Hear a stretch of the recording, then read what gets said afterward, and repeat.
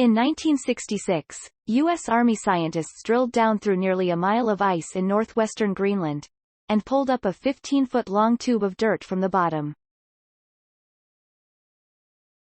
Then this frozen sediment was lost in a freezer for decades. It was accidentally rediscovered in 2017. In 2019, University of Vermont scientist Andrew Christ looked at it through his microscope, and couldn't believe what he was seeing: twigs and leaves instead of just sand and rock. That suggested that the ice was gone in the recent geologic past, and that a vegetated landscape, perhaps a boreal forest, stood where a mile-deep ice sheet as big as Alaska stands today. Over the last year, Christ and an international team of scientists, led by Paul Bierman at UVM, Joerg Schaefer at Columbia University and Dorthe Dahl-Jensen at the University of Copenhagen, have studied these one-of-a-kind fossil plants and sediment from the bottom of Greenland. Their results show that most, or all, of Greenland must have been ice-free within the last million years, perhaps even the last few 100,000 years. Ice sheets typically pulverize and destroy everything in their path, says Christ, but what we discovered was delicate plant structures, perfectly preserved. They're fossils, but they look like they died yesterday. It's a time capsule of what used to live on Greenland that we wouldn't be able to find anywhere else.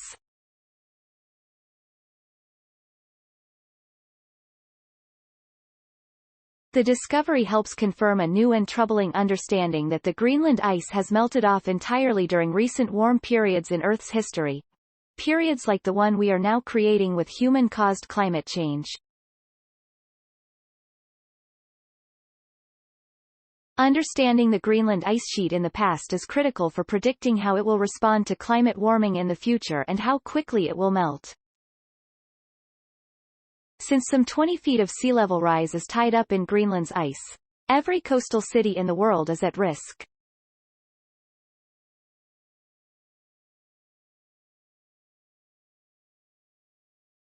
The new study provides the strongest evidence yet that Greenland is more fragile and sensitive to climate change than previously understood, and at grave risk of irreversibly melting off.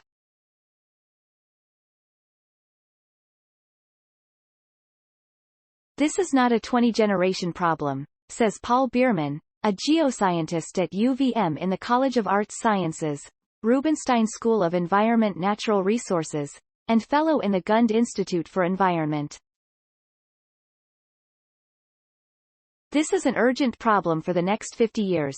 The new research was published March 15 in the Proceedings of the National Academy of Sciences. Beneath the ice, the material for the new PNAS study came from Camp Century, a Cold War military base dug inside the ice sheet far above the Arctic Circle in the 1960s. The real purpose of the camp was a super-secret effort, called Project Iceworm, to hide 600 nuclear missiles under the ice close to the Soviet Union as cover. The Army presented the camp as a polar science station. The military mission failed, but the science team did complete important research, including drilling a 4,560-foot deep ice core.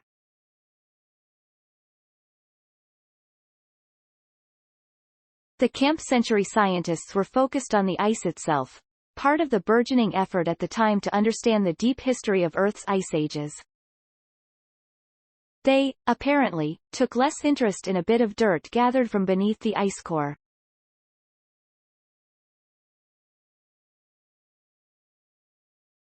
Then, in a truly cinematic set of strange plot twists, the ice core was moved from an army freezer to the University of Buffalo in the 1970s, to another freezer in Copenhagen, Denmark, in the 1990s, where it languished for decades, until it surfaced when the cores were being moved to a new freezer. For much of the Pleistocene, the icy period covering the last 26 million years, portions of the ice on Greenland persisted even during warmer spells called interglacials. But most of this general story has been pieced together from indirect evidence in mud and rock that washed off the island and was gathered by offshore ocean drilling. the extent of Greenland's ice sheet and what kinds of ecosystems existed there before the last interglacial warm period, that ended about 120,000 years ago, have been hotly debated and poorly understood. The new study makes clear that the deep ice at Camp Century, some 75 miles inland from the coast and only 800 miles from the North Pole, entirely melted at least once within the last million years and was covered with vegetation, including moss and perhaps trees.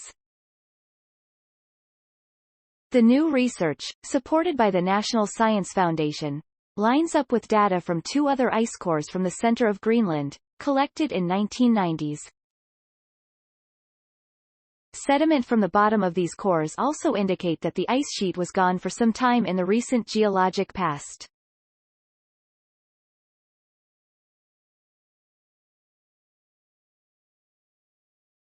The combination of these cores from the center of Greenland with the new insight from Camp Century in the far northwest give researchers an unprecedented view of the shifting fate of the entire Greenland ice sheet. The team of scientists used a series of advanced analytical techniques, none of which were available to researchers 50 years ago, to probe the sediment, fossils, and the waxy coating of leaves found at the bottom of the Camp Century ice core. For example, they measured ratios of rare forms, isotopes, of both aluminum and the element beryllium that form in quartz only when the ground is exposed to the sky and can be hit by cosmic rays. Another test used rare forms of oxygen, found in the ice within the sediment, to reveal that precipitation must have fallen at much lower elevations than the height of the current ice sheet, demonstrating ice sheet absence, the team writes. Combining these techniques with studies of luminescence that estimate the amount of time since sediment was exposed to light, radiocarbon dating of bits of wood in the ice, and analysis of how layers of ice and debris. Please support our channel to grow by pressing subscribe button as well as the bell icon for daily updates. Thank you.